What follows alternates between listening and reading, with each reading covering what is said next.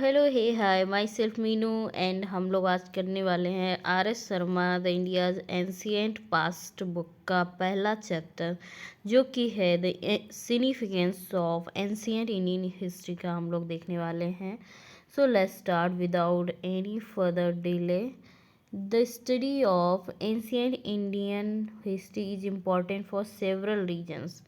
जो ancient Indian history है उसकी स्टडी इम्पॉर्टेंट है, क्यों है, कई रीजन से। It tells us how when and where people developed the earliest cultures in India, how they began and undertaking agriculture, stock raising, which made life secure and settled. It shows how the ancient Indians discovered and utilized natural resources, how they created the means for their livelihood. We get an idea of how ancient inhabitants made arrogant for food, shelter, transport, and learn how they took to farming, spinning, weaving, metalworking, and the like, how they cleared forest, founded villages with cities, eventually large kingdoms.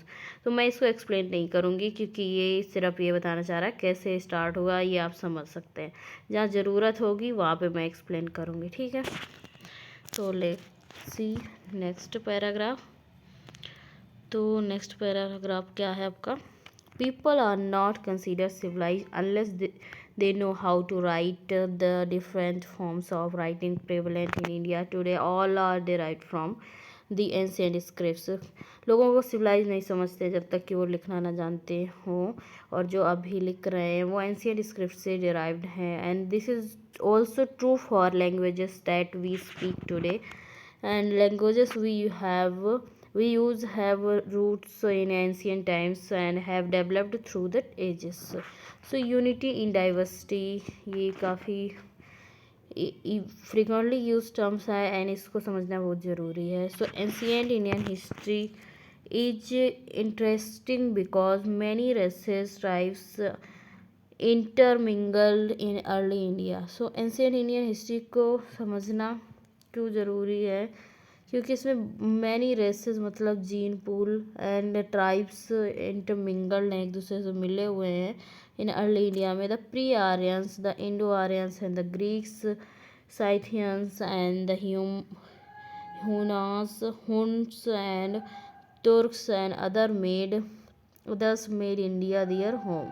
तो ये जो अलग अलग type के लोग हैं दूसरी जगह से आए यहाँ पे बस से, फिर उन लोग के जीन्स मिक्स हुए obviously, and each ethnic group contributed its might to be evaluation of the Indian social. सब ने अपनी अपनी चीज़ों को ऐड अप किया, कुछ चीज़ें मिली, कुछ मिक्स कल्चर हुए, ये सब हुआ, इंडियन सोशल सिस्टम बना, and art and architecture, language, literature सब कुछ मिक्स हुआ, and all these peoples and their culture states commingled so inextricably that currently they can be clearly identified in the air।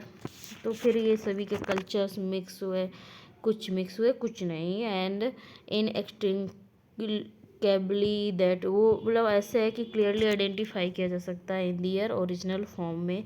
And a remarkable feature of ancient Indian culture has been commingling of the cultural element from north and south. तो एक remarkable feature है ancient Indian culture का जो कि है commingling का मतलब है cultures commingle of culture element and from the north and south and from the east and west, and Aryan elements are equated with the Vedic and Puranic cultures of the north and pre-Aryan with the Dravanian Tamil cultures of the south।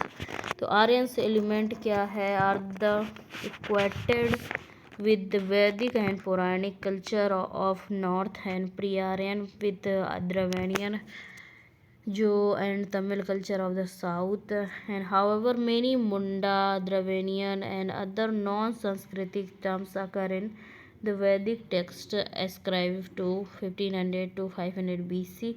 They indicate ideas, institutions, products and settlements associated with peninsular and non-Vedic India. जो कि associated हैं peninsular and non वैदिक India से। Similarly many Pali and Sanskrit terms signifying ideas and institutions developed in Gangetic plains appear in the earliest Tamil text called Sangam literature, which is roughly used for the period 300 to 600 BC to AD। तो आपका ये indicate करता है institution products को जो कि settlement हुए associated है पेनिनसुलर एंड नॉन वैदिक इंडिया से। And similarly many Pali and Sanskrit terms जो कि सिग्निफाई होते हैं आइडियाज़ को इंस्टीट्यूशंस को डेवलप हुए गंगेटिक प्लेन्स एरिया में एंड अपीयर करते हैं as the earliest Tamil text जो हैं जैसे कि संगम लिटरेचर कहते हैं, वो भी रफली यूज्ड होते हैं for the period 300 BC to 600 AD and the eastern region inhabited by the pre-Aryan tribals made its own contribution। So जो ईस्टर्न रीजन है inhabited by the pre-Aryan tribal made its own contributions and the people of this area spoke the Munda and Kolarian languages।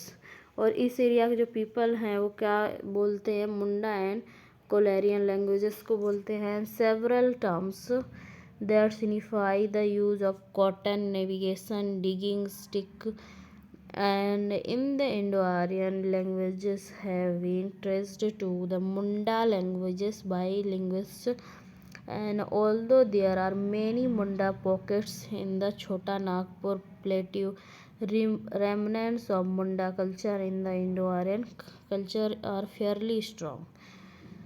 तो the eastern जो region है inhabited by the pre Aryan tribals and made its own contribution and जो people हैं of this area spoke the Munda and Kolarian languages. Several terms that signify करते हैं the use of cotton navigation digging stick and Indo Aryan languages have been traced to the Munda languages by linguists, and although there are many Munda pockets in the Chota Nagpur plateau and remnants of Munda culture in the Indo-Aryan culture are fairly strong, many Dravanian terms too are to be found in the Indo-Aryan languages. Indo Aryan में भी many Dravidian terms भी found किए जाते हैं।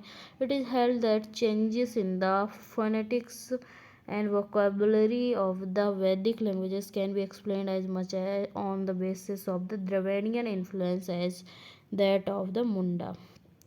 तो Dravidian influence है जो कि मुंडा की तरीके से है। मुंडा आपकी एक ट्राइब है। India has since ancient times been India में सिंस एंशियंट टाइम्स से been a land of several religions की लैंड रही है। Ancient India saw birth of Brahmanism, Hinduism, Jainism, Buddhism, but all these cultures and religions intermingled हैं, interacted हैं। Thus, though Indians speak different languages, practice different religions, and observe different social customs, they follow certain common styles of life. Our country shows a deep underlying unity despite great diversity। ठीक है, तो इसमें दिखा रहे हैं कि India में several religions हैं। ब्राह्मणिज़म जिसको हिंदुज़म भी बोलते हैं, जैनिज़म, बुद्धिज़्म एंड ये सभी इंटरमिंगल्ड हैं आपस में। इंडियंस स्पीक करते हैं डिफरेंट लैंग्वेजेस, प्रैक्टिस करते हैं डिफरेंट रिलीजन को, ऑब्जर्व करते हैं डिफरेंट सोशल कस्टम्स फॉलो करते हैं, डिफरेंट टाइप की लाइफ्स हैं, और कंट्री शो करती है deep underlying unity.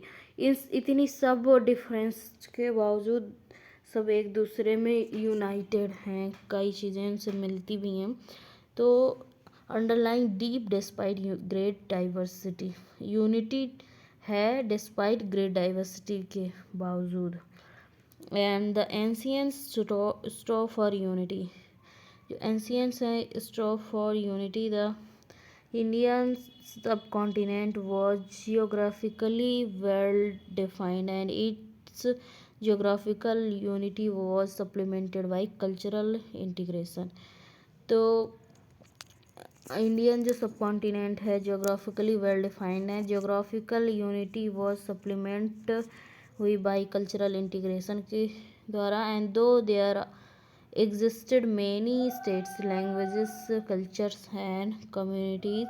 Gradually people developed territorial identity, and the states or territorial units called Janapadas, जो स्टेट्स या टेरिटोरियल यूनिट्स हैं उन्हें जनपद बोलने लगे, and were named after different tribes के तो नाम पे उनका नेम रखा गया. And however the country as a whole came to be named Aryavarta after the dominant cultural community called the Aryans.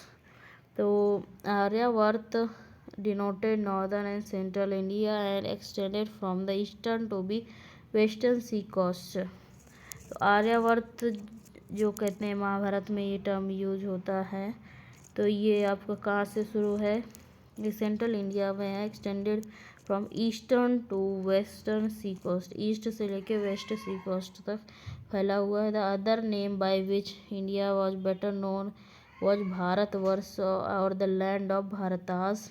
So Bharat in the sense of tribe और family figures the Rigveda, ये भारतवर्ष भी बोलते हैं, land of Bharatas, Bharat in the sense of tribe or family figures the Rigveda and Mahabharata, but the name Bharatvarsh occurs in the Mahabharata and post-Gupta Sanskrit text. या तो महाभारत में या post Gupta Sanskrit text में ये नेम है. This name was applied to one of the 9 divisions of earth, 9 divisions earth के हुए जिसमें एक को ये नाम दिया गया. And in the post Gupta period it denoted India, post Gupta period में ये डिनोट करता है इंडिया को. द टर्म भारतीय और an inhabitant of India occurs in post Gupta text. Gupta period में इसको डिनोट करते हैं इंडिया, डिनोटेड इंडिया, या फिर टर्म भारतीय inhabitant of India occurs in post Gupta text. And Iranian inscriptions are important for the origin of the term Hindu. Iranian inscriptions जो है वो important हैं for the origin of the term Hindu, and term Hindu occurs in the inscriptions of 5th-6th centuries BC. जो term Hindu है वो कैसे occur होता है, inscription of 5th to 6th centuries BC. It derived from the Sanskrit term Sindhu, ये Sanskrit term Sindhu से derived होता है. Linguistically S becomes H in Iranian, and Iranian inscriptions first mentions Hindu as district of Indus. So Indus मतलब उन्होंने हिंदू को इंदूज ऐसे पढ़ा. Iranian का जो लिंग्विस्टिकली है वो एस को एच पढ़ते हैं. So therefore in the earliest stage the term Hindu means territorial unit. It neither indicate a religion और नॉर ए कम्युनिटी. तो वो एक टेरिटोरियल यूनिट के लिए इंदूज बोल रहे थे, इंदूज जिसी को बाद में इंडस कहने लगे, ये रिलीजन या कम्युनिटी के लिए नहीं था. So our ancient poets, philosophers or writers viewed the country as an integral unit. तो जो एंशियंट पोइट्स या फिलोसोफर्स हैं उन्होंने राइटर्स ने कंट्री को देखा है कि इंटीग्रल यूनिट के तौर पे. They spoke the land of stretching from the Himalayas to the seas as the proper domain of a single universal monarch. तो उन्होंने हिमालय से लेके समुद्र तक जो फैला हुआ है एक सिंगल यूनिवर्सल मोनार्क के तौर पे देखा. And the kings were try to establish their authority from Himalayas to Cape Comorin and from the valley of the Brahmaputra in the east to the land beyond the Indus in the west were universally pressed. तो kings भी जो होते थे वो कोशिश करते थे उनका जो पूरा किंगडम हो, हिमालय के केप कॉमोरिन से होते हुए वैली ऑफ ब्रह्मपुत्र से ईस्ट में, एंड जो लैंड है बियॉन्ड द इंडस वर पूरा हो, एंड वेस्ट में आपका पूरा फैला हो, पूरा उसको एक यूनाइटेड फॉर्म में देखते थे। एंड दे वर कॉल्ड चक्रवर्ती, जो इस पूरे एरिया में आपका ये रूल करता था उसको चक्रवर्ती सम्राट बोलते थे, chakravartis. And this form of political unity was attained at least twice in ancient time. और ये पूरी पॉलिटिकल यूनिट 2 बार भारत में हुई है एंशियंट टाइम्स में। In the 3rd century BC में Ashoka extended his empire over the whole of India barring the extreme south. तो 3rd century में हुआ था। तो जो अशोक था उसने अपना पूरा एम्पायर को एक्सपेंड किया था, होल इंडिया को पूरा उसने कनकर करके एक एक्सट्रीम साउथ तक किया था। His inscriptions are scattered across a major part of Indo Pakistan subcontinent even in Afghanistan. And उनके जो इंस्क्रिप्शंस हैं वो मिले हैं हमें इंडो पाकिस्तान सब कॉन्टिनेंट से भी एंड अफगानिस्तान से भी। So again in the 4th century, and 4th century में आपके समुद्रगुप्त आते हैं, carried his victorious arms from the Ganga to the borders of the Tamil land. फिर समुद्रगुप्त ने ये विक्टोरियस मतलब पूरा एकीकरण जो टाइप किया पॉलिटिकल यूनिटी, तो ये गंगा से लेके तमिल साउथ बॉर्डर लैंड तक किया इन द 7th century में। And Chalukya king Pulakeshin defeated Harshavardhana who was called the lord of whole of north India.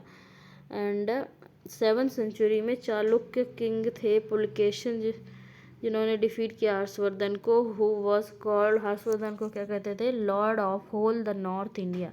Harshavardhana का नॉर्थ इंडिया में था, साउथ में नहीं हो पाया क्योंकि चालुक्य किंग पुलकेशिन ने उन्हें हरा दिया था। Despite the lack of political unity, political formations all over India assumed more और लेस सिंगल फॉर्म। इतना मतलब ये होने के बाद भी, पॉलिटिकल यूनिटी की कमी होने के बाद भी इंडिया को एक ही समझा जाता था। And the idea that India constituted one single geographical unit persisted in minds of the conquerors।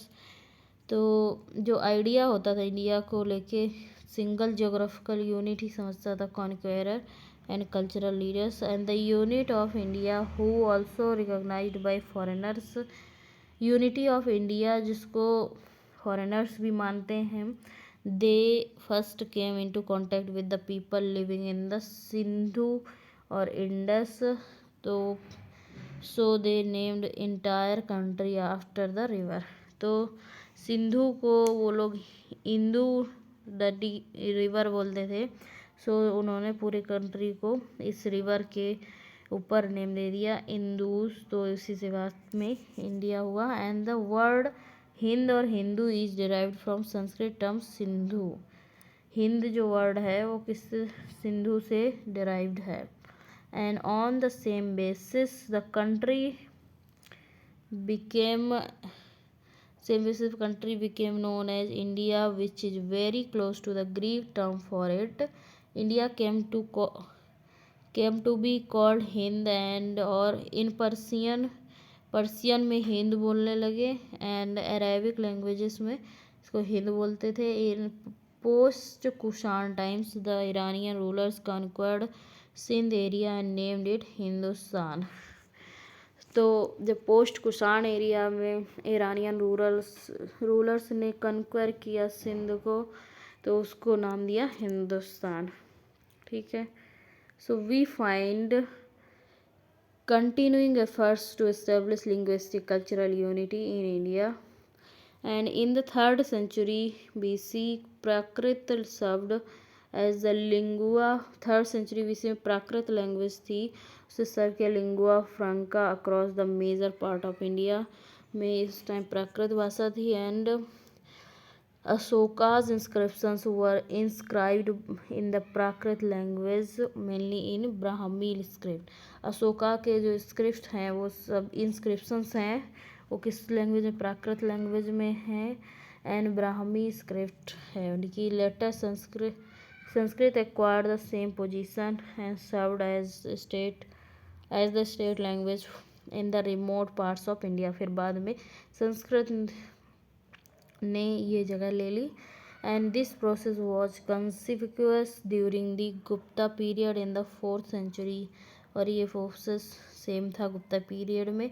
Although India witnessed the rise of numerous small states during the post-Gupta period, official documents were written in Sanskrit.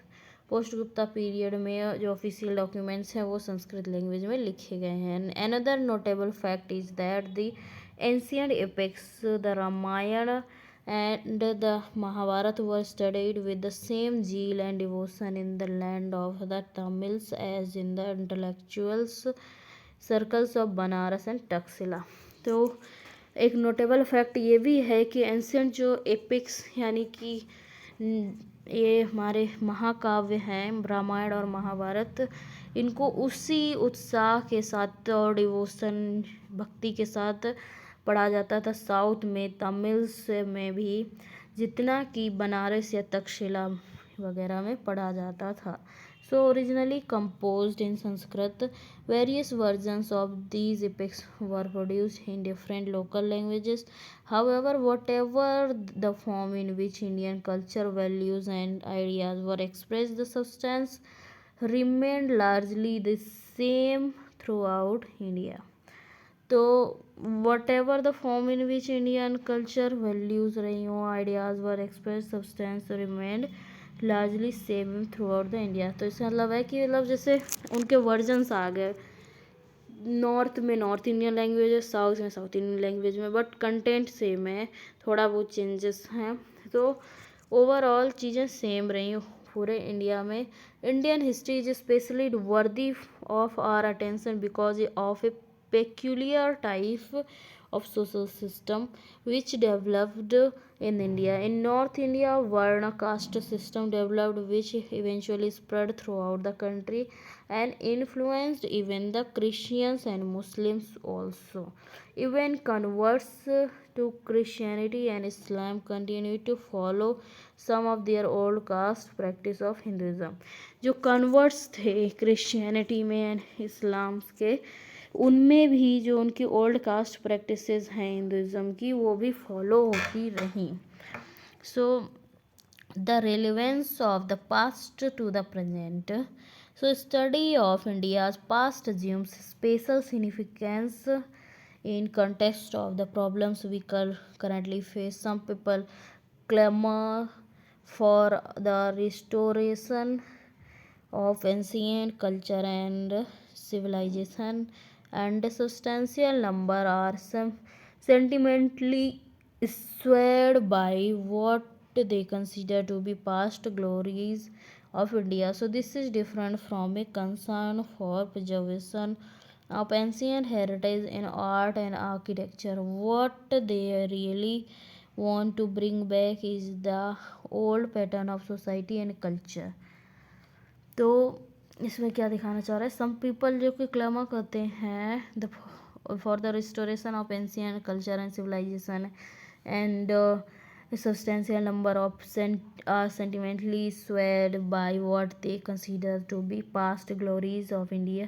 So this is different from a concern for preservation of ancient heritage in art and architecture. What they really want to bring back is the old pattern of society and culture. So this demands a clear, a correct understanding of past.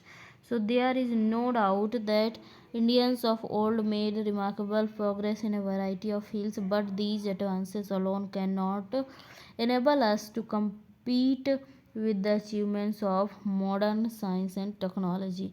But इससे ये नहीं है कि वो compete कर सकते हैं with the modern science and tech के साथ. We cannot ignore the fact that ancient Indian society was marked by gross social injustice. Social injustice था and lower borders, particularly the Sudras and untouchables, were encumbered with disabilities which are shocking to the modern mind. And similarly, law and custom discriminate against women in favor of men. Same women's के साथ भी discrimination होता था.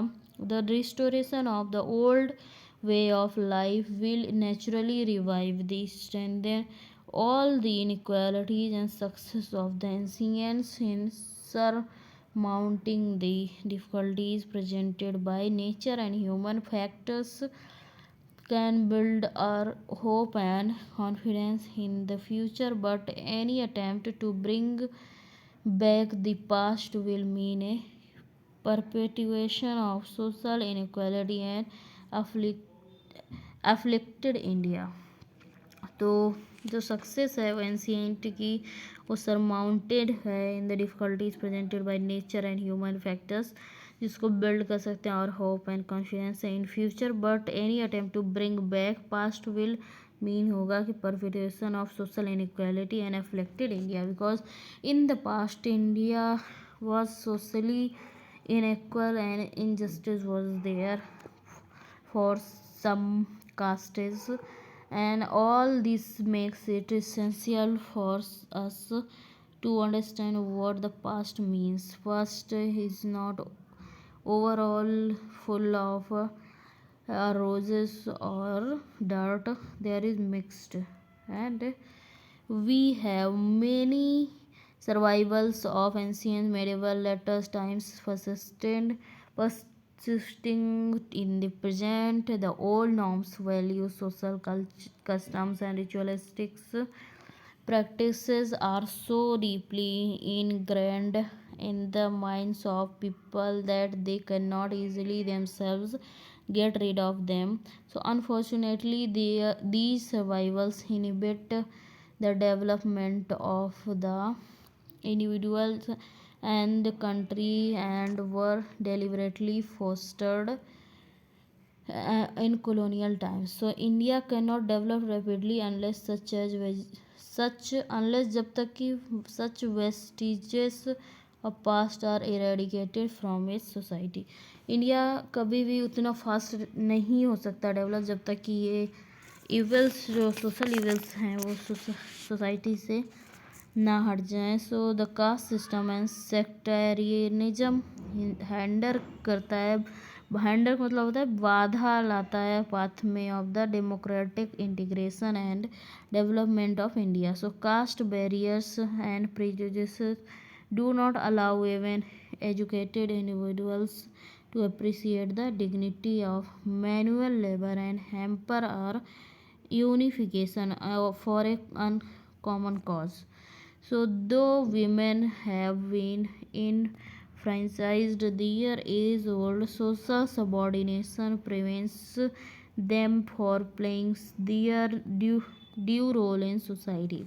And women का भी same है, उसको subordinate में रखा हुआ है in the society, and this is true to of the lower order of society. And studying the ancient past helps us to deeply examine the roots of these prejudices and discover the cases that sustain the caste system, subordinate women, and promote narrow religious sectarianism. And study of ancient India history is therefore relevant not only to those who want to understand the true nature of the past, but also to those who seek to understand the nature of the obstacles that hamper India's progress as a nation.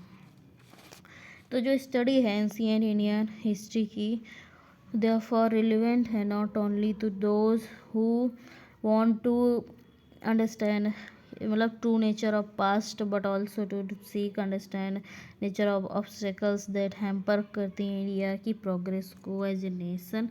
तो ये chronology है, ये हमें याद रखनी है. सो 1500 to 500 BC में आपका Dravidian and non-Sanskrit terms found in Vedic text. 1500 से 500 BC के बीच में जो Dravidian and non Sanskrit terms वैदिक टेक्स्ट में आए हैं, तो ये भी एक दिखाता है यूनिटी को in diversity.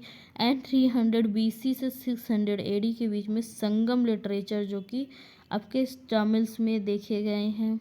And 3C BC में आपका प्राकृत, ये 3rd सेंचुरी BC में प्राकृत एज ए लैंग्वेज यूज हुई है, लैंग्वेज फ्रैंका। प्राकृत ये कब यूज हुई है? 3rd सेंचुरी BC में, अशोक के टाइम में, किंग अशोक के टाइम में। एंड AD 4 सेंचुरी ऑनवर्ड्स में आपका संस्कृत आ गई है, Sanskrit as the state language के तौर पे देखी जा रही है। ठीक है, तो ये हमारा एक इंट्रो टाइप था। एंड इसके बाद हम नेक्स्ट चैप्टर्स पढ़ेंगे, तो आप इसको रिवाइज कीजिए, लाइक कीजिए, सब्सक्राइब कीजिए, फॉलो कीजिए। If there is any type of questions and any query तो आप बोल सकते हैं। And till then like share and subscribe, follow for the more.